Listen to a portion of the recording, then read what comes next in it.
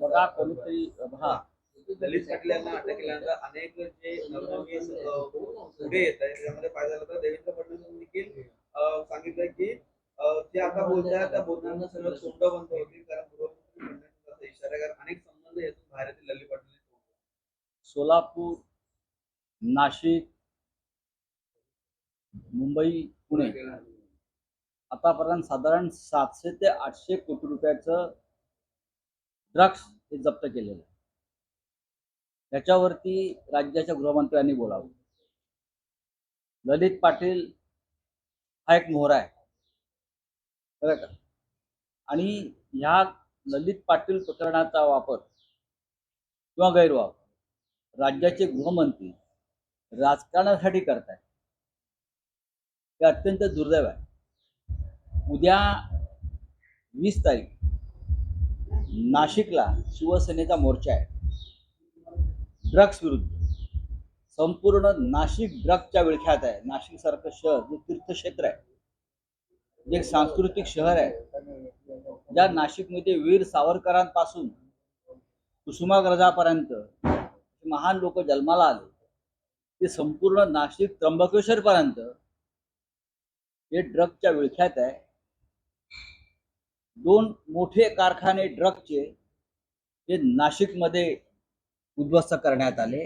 कोट्यावधी रुपयाचं ड्रग्स तिथून अख्ख्या महाराष्ट्रात आणि बाहेर गेलं. महाराष्ट्रात येणारं ड्रग्स हे गुजरातमधून येतं. हे देवेंद्रजी फडणवीस यांना माहीत आहे का?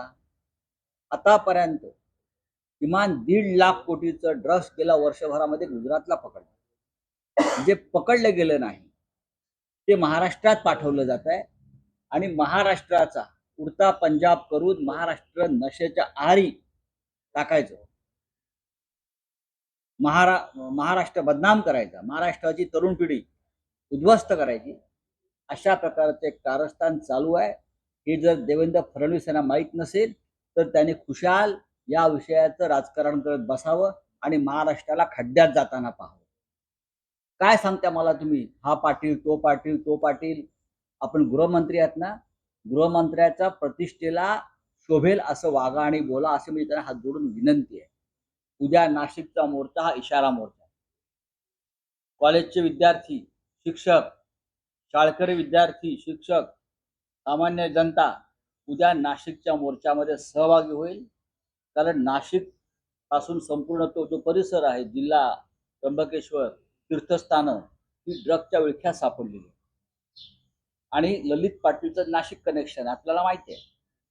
नाना पटोले असतील, अन्य काही प्रमुख नेते असतील, त्यांनी 2 कॅबिनेट मंत्र्यांचा संदर्भ दिलेला, आरोप केलेले आहे की 2 मंत्री या सगळ्या प्रकरणामध्ये आहेत.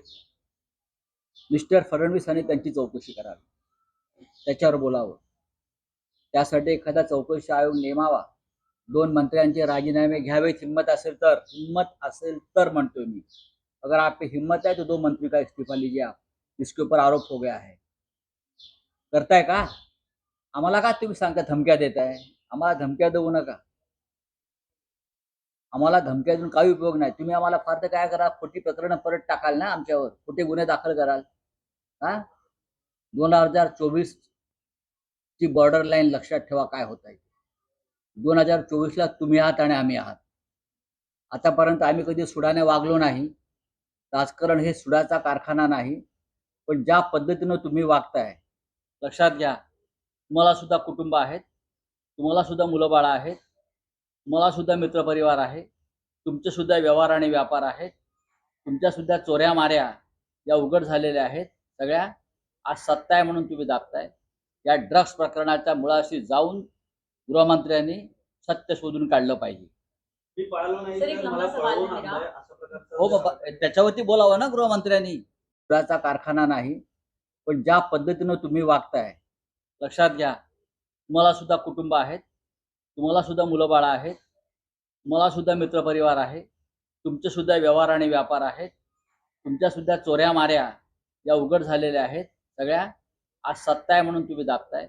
या ड्रग्स प्रकरणाच्या मुळाशी जाऊन गृहमंत्र्यांनी सत्य शोधून काढलं पाहिजे. हो बाबा, त्याच्यावरती बोलावं ना गृहमंत्र्यांनी. टाळ चिपळ्या कशा बाजूत बसल्यात नरेंद्र मोदींसारख्या. बोलावा नाही त्याच्यावरती. एक ड्रग्स माफिया सांगतो पोलिसांच्या ताब्यात असताना की मला पळवून नेण्यात आलं. येरवडामधून त्याला बाहेर काढलं. 9 महिने ससून इस्पितळात त्याची खात्री केली. पाहुणा सरकारी म्हणून राहिला. मग मंत्र्यांच्या आदेशानं त्याची तिकडे पूर्ण व्यवस्था झाली. त्याला पळवून नेण्यात आलं. हे स्वतः तो माफिया सांगतो. काय सांगताय तुम्ही? देवेंद्र फडणवीस यांचे डोकं ठिकाणावर आहे का गृहमंत्री म्हणून? काय त्यांनाही नैराश्यानं ग्रासलाय? सिर्फ इजराइल के मुद्दे पे जब से पवार साहब ने अपना बयान रखा है, दो बड़े बयान सामने आए हैं। फडणवीस ने कहा है कि शरद पवार मुस्लिम राजनीति जो तुष्टिकरण की राजनीति कर रहे हैं, मुस्लिम वोट के लिए ऐसे बयान दे रहे हैं। बात ऐसी दूसरी है तरफ से कि एक और हेमंत बिस्वा ने कहा है कि शरद पवार क्या बहुत जल्द सुप्रिया सुले को हमास भेजने की तैयारी कर रहे हैं। तो ये दो बड़े रिएक्शन उनके बयान के बाद बात ऐसी है, विश्व में क्या चल रहा है उनसे लोग वाकिफ नहीं है। ये जो है तुम्हारे असम के मुख्यमंत्री, ये तो एक जमाना में कांग्रेस के सिपाही सलाहकार रहे हैं बड़े। देवेंद्र जी, भाई देवेंद्र जी, किसको हमास में भेजना है और किसको अलकायदा में भेजना आप तय नहीं करें। पहले देश को बचाइए। बात ऐसी है कि अटल बिहारी वाजपेयी की भूमिका उस बारे में क्या थी, ये पहले समझ लीजिए। विश्व के नेता, विश्व गुरु नरेंद्र मोदी जी को आपने बनाया है, लेकिन इंदिरा गांधी से पंडित नेहरू से लेकर अटल बिहारी वाजपेयी तक इजराइल और पैलेस्टाइन के संघर्ष में एक भूमिका हमारी देश की रही है। वो एक बार समझ लीजिए। सरकारें बदली फिर भी भूमिका नहीं बदली। आप इजराइल के साथ इसलिए है कि आपको ईवीएम मशीन टेम्पर करने का टेक्नोलॉजी आपको इजराइल से मिला है। पेगासस आपको इजराइल से मिला है और ऐसी बहुत सी बातें आपको इजराइल से मिली हैं, इसलिए आप ये कर रहे हैं। हम इजराइल के खिलाफ नहीं है, न पैलेस्टाइन की साइड ले रहे, लेकिन पैलेस्टाइन के बारे में, यासर अराफत के बारे में नेहरू जी से लेकर, इंदिरा जी से लेकर अटल बिहारी वाजपेयी तक एक भूमिका है। उस भूमिका का और इतिहास का अभ्यास, अध्ययन देवेंद्र भाई ने करना चाहिए। वो असम के मुख्यमंत्री तो पगला गए हैं, उनके ऊपर बात करना भी अब लगता है कि ये अच्छा नहीं है। कुछ भी बकते हैं, कुछ भी बोलते हैं। देश को समझ लीजिए और इतिहास को समझ लीजिए। एक जमाने में अपने कांग्रेस का नमक खाया है, ये भूलो मत। जिस तरह से गाजा में अस्पताल पर हमला हुआ है और जो बाइडेन वहां से देख रहा है बैठकर तेल अवीब से, ये कौन सी मानवता है? इजराइल में जिस तरह से हमास ने लोगों को मारा है, ये बहुत ही गंभीर है, दर्दनाक। युद्ध के बाद हमने देखा है करगिल में क्या हो गया, बांग्लादेश वॉर में क्या हो गया। सामान्य जनता सबसे ज्यादा उसमें दर्द झेलना पड़ता है और हमास और इजराइल के युद्ध में भी सामान्य जनता ही मर रही है। नेता जो है बंकर में आराम से बैठे फाइव स्टार। तो भाई देवेंद्र जी, एक बार जाइए आप गाजा पट्टी में और इजराइल में और इतिहास समझ लीजिए। अटल बिहारी वाजपेयी की संसद के भाषण सुनिए। अटल जी जब प्रधान में जिस तरह से हमास ने लोगों को मारा है, ये बहुत ही गंभीर है, दर्दनाक।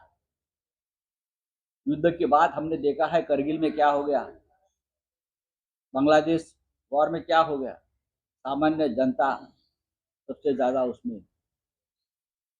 दर्द झेलना पड़ता है और हमास और इजराइल के युद्ध में भी सामान्य जनता ही मर रही है। नेता जो है बंकर में आराम से बैठे फाइव स्टार। तो भाई देवेंद्र जी, एक बार जाइए आप गाजा पट्टी में और इजराइल में और इतिहास समझ लीजिए। अटल बिहारी वाजपेयी की संसद के भाषण सुनिए। अटल जी जब प्रधानमंत्री थे 2 बार, तब उनकी पैलेस्टाइन के बारे में जो भूमिका रही है वो देख लीजिए। उसके बाद जो युद्ध शुरू हो गया, जयशंकर जी जो हमारे एक्सटर्नल अफेयर मिनिस्टर है, उसने एक भूमिका बाद में स्पष्ट की है पैलेस्टाइन के बारे में, वो भी देख लीजिए। यहाँ बैठकर सबको एडवाइस देते आप, वो बंद कर लीजिए। सर ओवैसी 23 अक्टूबर को एक जो पैलेस्टाइन और गाजा में के खिलाफ प्रोटेस्ट ऑर्गेनाइज कर रहे हैं, तमाम पॉलिटिकल पार्टीज के लीडर्स को मुझे बुलाया मालूम है, मुझे तो मालूम सर उसमें शामिल सर, होंगे? भाजपच्या मेळाव्यामध्ये पंतप्रधान कोण असं झालं तर राहुल गांधींचं नाव कार्यकर्त्यांकडून घेण्यात आलेलं आहे. ठीक आहे 2024 पाहू ना. चलिए थँक्यू. सर रश्मी ठाकरे टेंबी नाक्यावर ज्यावेळेला गेला होता काल देवीच्या दर्शनासाठी पोटदुखी भीती आणि पोटदुखी आणि जळफळाट देवाच्या दारात तुम्ही असे कृत्य करता, हिंदुत्ववादी समजता हा. आणि रश्मी ठाकरे तिथे आल्यावर तुम्ही घाबरून लाईट बंद करता, पंखे बंद करता. देव पाहतो आहे, हिंदुत्ववादी आहेत म्हणून सांगतोय. तुम्ही स्वतःला हिंदुत्ववादी मानताय ना. एका महिलेला घाबरताय, रश्मी ठाकरेंना घाबरताय.